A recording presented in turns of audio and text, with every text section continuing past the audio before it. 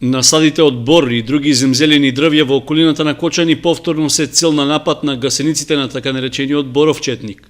Скоро на секое стебло се забележуваат по неколку гнезда во кои се изведуваат ларвите, кои потоа целосно ја оголуваат зелената маса и зад себе оставаат пустош. Во моментот најзагрозени се насадите лоцирани на Цигански рид, непосредно над градот, како и кај местноста Војновица на патот кон Пониква. Карактеристично и за двата локалитети е што се наоѓаат на надморска височина од 500 до 900 метри, додека на повисоките локации нема забележано уништување од боровиот четник. По авионското третирање од пред неколку години, состојбата беше подсмирена, но дека битката не е целосно добиена зборуваат и направените снимки.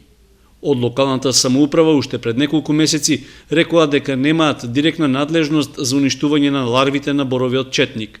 Сепак изразија подготвеност да дадат поддршка на стручните екипи од Шумарскиот факултет и од јавното претпријатие Македонски шуми.